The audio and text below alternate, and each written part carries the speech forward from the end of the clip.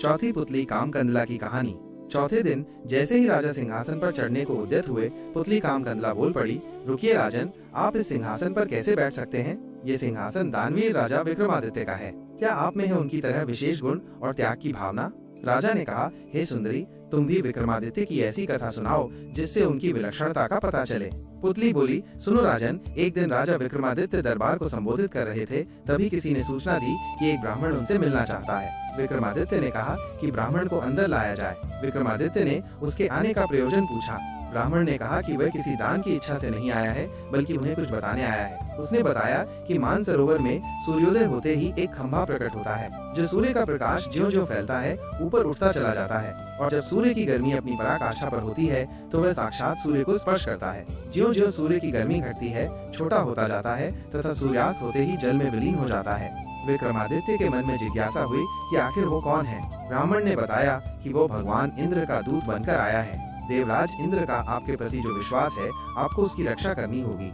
आगे उसने कहा कि सूर्य देवता को घमंड है कि समुद्र देवता को छोड़कर पूरे ब्रह्मांड में कोई भी उनकी गर्मी को सहन नहीं कर सकता।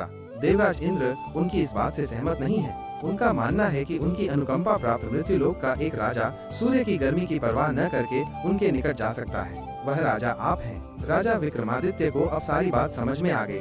उन्होंने सोच लिया कि प्राणोत्सर्ग करके भी सूर्य भगवान को समीप से जाकर नमस्कार करेंगे तथा देवराज के उनके प्रति विश्वास की रक्षा करेंगे।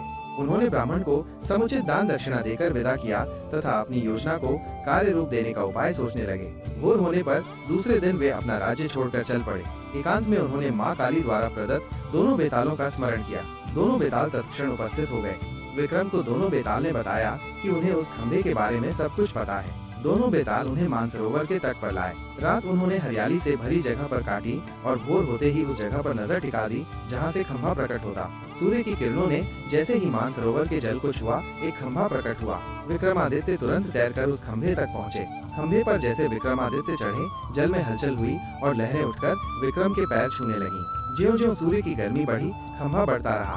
दोपहर आते आते खंभा सूर्य के बिल्कुल करीब आ गया। तब तक विक्रम का शरीर जलकर बिल्कुल राख हो गया था। सूर्य भगवान ने जब खंभे पर एक मानव को जला हुआ पाया तो उन्हें समझते देर नहीं लगी कि विक्रम को छोड़कर कोई दूसरा नहीं होगा। उन्होंने भगवान इंद्र के दावे को बिल्कुल सच पाया।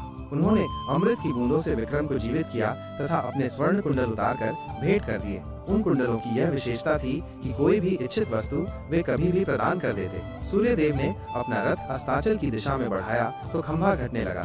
सूर्यास्त होते ही खंभा पूरी तरह घट गया और विक्रम जल पर तैरने लगे। तैरकर सरोवर के किनारे आए और दोनों बेतालों का स्मरण किया। बेताल उन्हें फिर उसी जगह लाए जहाँ से उन्हें सरोवर ले गए थे। विक्रम पैदल अपने महल की दिशा में चल पड़े।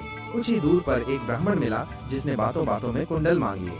विक्रम ने बिना एक पल की देरी किए बेहिचक उसे दोनों कुंडल दे दिए। पुतली बोली, बोलो राजन, क्या तुम में है वो पराक्रम कि सूर्य के नजदीक जाने की हिम्मत कर सको?